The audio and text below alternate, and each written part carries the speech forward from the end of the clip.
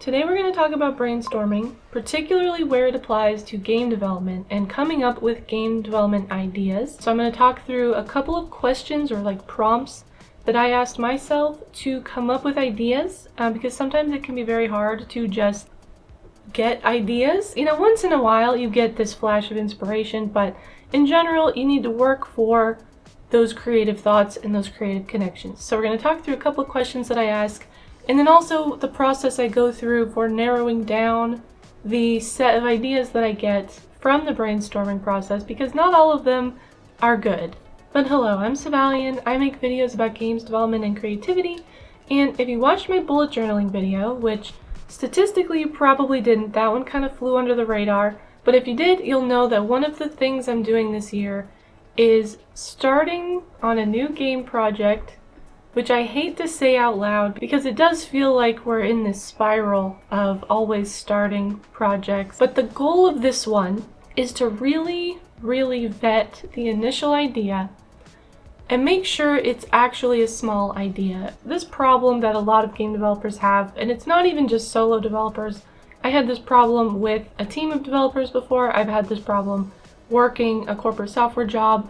This thing of where something sounds easy and then you realize halfway through it's not easy and it's going to take a lot longer than you thought. So my goal for this brainstorming process, and this does not have to be your goal, you can come up with different requirements and different metrics for your ideas, but my goal is to come up with an extremely small, simple game idea that theoretically I could finish within Q1 of 2025. Now, I'm expecting that I probably won't actually finish it that quickly. I think some things are going to come up.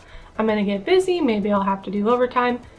But in theory, a reasonable person should be able to look at the set of features all laid out and say yes, a person could do this in roughly 3 months. And that's going to be a challenge that will not be totally solved in this video. But I did come up with some ideas that I think are going to work. So let's get into what the actual steps of this process are. Now, the way that I did this was I created 3 different prompts and I set timers to answer each one of them to impose this idea of urgency. For me, I found that helps my brain get into idea mode. If it's oh, I've only got 10 minutes to do this, I better focus. And when I did this, I would put up a timer that would go off when it was done. And one of the times I messed up, I didn't have the volume on, but I was still looking at the timer, so it worked out. But I also removed other distractions when I could. So not trying to multitask watching YouTube, not trying to listen to music, just really focus in on, for the next 10 minutes, I'm gonna come up with as many ideas as I can. So prompt 1 is the most sort of open-ended, but it's going to form the foundation for the other 2 parts of this process. For 10 minutes, just write down any pieces of thoughts of inspiration that you can think of. And by this, I mean write down character ideas that you have, write down settings, write down game mechanics that you think are interesting, or techniques of game development that you would like to try. Maybe there's a cool shader you want to play with. Maybe you want to do something physics-based. If you're into game jams, maybe there was a game jam theme that you were interested in, something like that. Anything you can think of, any game ideas that you have pre-existing, write these down during this step. And some of mine were very specific, I had an idea. This idea, if I end up doing this, it's gonna be so silly, but I got this random idea of a game where you run a food counter that only sells artisanal water, like the LaCroix, flavored carbonated waters. I don't know. That was one very specific idea that just came to my brain while I was doing this. And then another less specific idea was something with pigeons. It doesn't have to be a finished idea for you to write it down on this list. That's kind of the plan, is to come up with this mass of amorphous thoughts that you can then form into ideas that are more refined. Okay, now we're moving on. The second prompt, the second 10-minute brainstorming session. For this, I want you to either have a list of games that you've played, or open up your Steam library and just scroll down, or however you keep track of what games you've played before, have a list ready because you're going to need it for this one. And I want you to go through the list, and for every game that you really liked, think about why and write that down. And the idea is to go through this as quickly as you can. If you have a very long list of games, maybe you want to do this twice, but I would focus on the games that really captured your attention, games that you like binged for a week, things like that. Like, you really want to try and extract what you like about games and what is going to be the most fun for you. And I would also focus on not trying to describe the game as a whole, but trying to pick out specific features that you thought were interesting. Like, for example, I was looking at Balatro. One of the things I really liked about Balatro was the way that the difficulty scaled, so that it became extremely competitive and extremely difficult at higher levels. I thought that was really well done.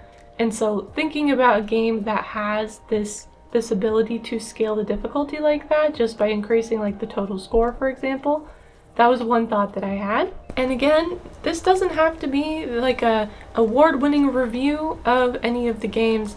It's just your thoughts, and it can also be something silly. Like, for example, I wrote down for Abiotic Factor that I had a really fun time decorating my little room next to the swimming pool with like silly figurines that I found. I thought the little figurines were a fun addition, and I liked the ability to sort of make the little space my own with those decorations. Things like that. It could be really anything. You could also pick out things like that would have fit in your previous list. So you could pick out character types, you could pick out settings, you could pick out specific mechanics, the progression. This is a space for you to go through and try to learn sort of rapid fire lessons from games that you've really enjoyed and collect those ideas so that we can use them in the next prompt. Okay, and then the third prompt and the final like generative stage of this this idea process is to set another 10-minute timer. First of all, we're doing this whole process should take about 30 minutes. For this one, you're gonna have both of your lists visible. Your first list of like general thoughts and like pieces of ideas, and then also your list of things you like about games that you've played. And now you're going to go through and as quickly as you can, as many ideas as you can get in 10 minutes, you're going to write down like fully formed game ideas from the pieces of these lists. So I like to use a structure for this just to keep my brain wheels turning. I wrote down a game where you, and then I just wrote down the first things that came to mind. So for the artisanal water one, I literally just wrote down that idea wholesale because it came to my brain fully formed. For the idea of like a game involving pigeons, I wrote down a game where you sort mail and send it with pigeons, with homing pigeons as the mail carriers. That was an idea that I got from the idea of using pigeons, and then also the idea of like sorting things or like job sims. I have a lot of job sim based inspirations on my list because that's a genre of game that I really like to play. And I think the key here is speed.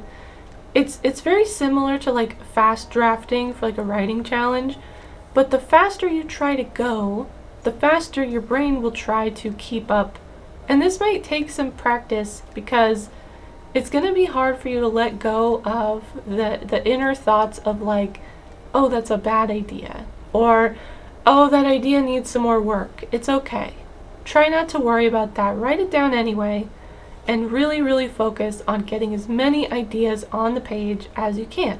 Now you should have a list of game ideas that kind of make sense. They're probably not going to all be fully formed ideas, and that's okay. The key is getting the thoughts out there and also getting your brain to start working on them. So once you sort of process an idea, your brain is still thinking about it in the background. And you've probably seen this like with schoolwork, for example, where you try to do something and you can't quite figure it out, and then you have a little break, and then it starts to make sense when you come back to it, because your brain is always doing stuff. It's always making connections. It's always processing information. But the last step we're going to do in this video is do some manual processing on these ideas. So I want you to go through the list of ideas And first identify which ones you are most excited about. If you're really not at all interested in an idea that you wrote down, that's okay. Just like cross it out, put a mark next to it. You don't need to worry about that one anymore. If you like to, you can then copy your like good ideas over to a new sheet so that the other ones aren't distracting you. You're going to go through every idea that you would want to work on, and you're going to ask yourself some questions. The first and most important question, especially for me with my focus on making a very small game, is the scope appropriate for the project I'm trying to get? So for me, I'm constantly asking myself, is this game too ambitious? Is this game too big? Does this game have too many different moving parts in it? And if I think it is, I'll put a little mark next to it.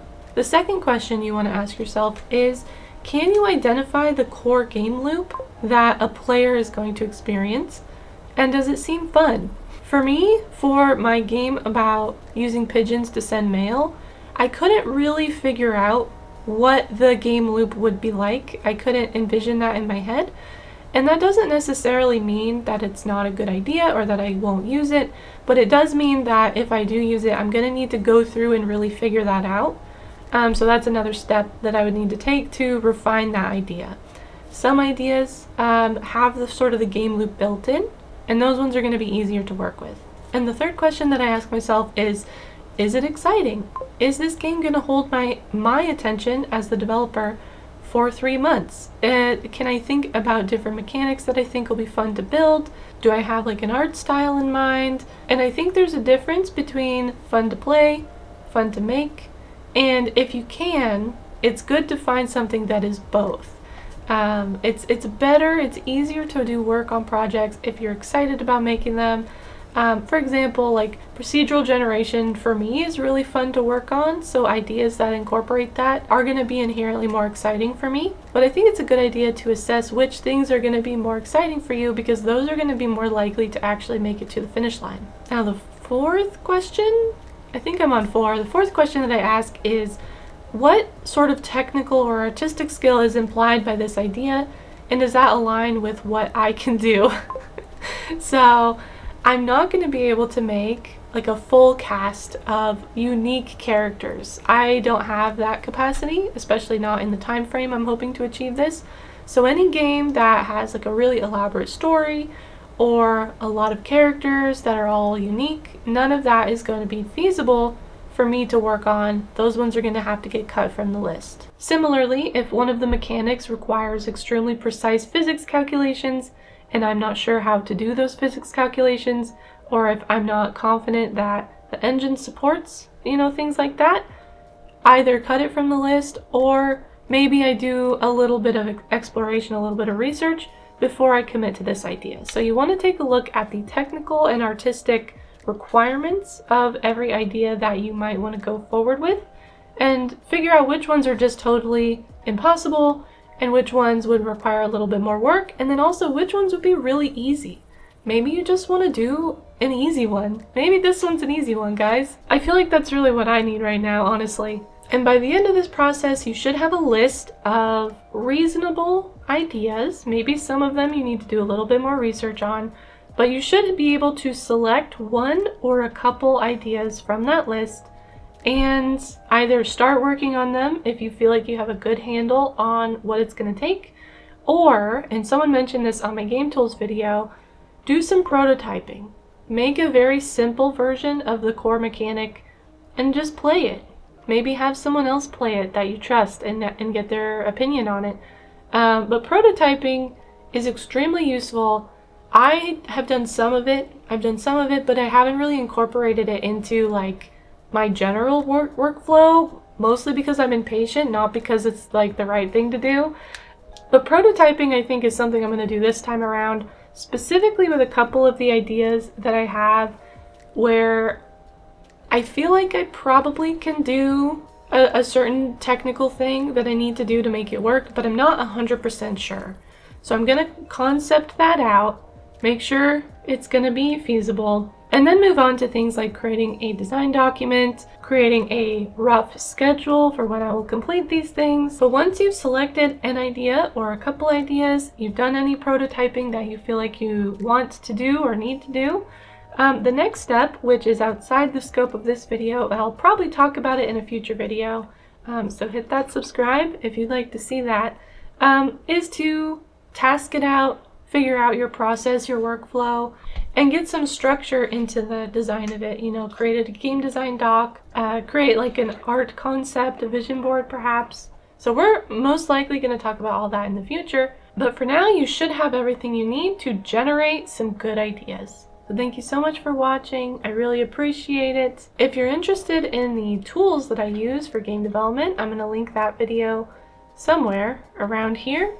But that's all I've got for today. I'll be back soon with another video, and I hope to see you there. Bye bye.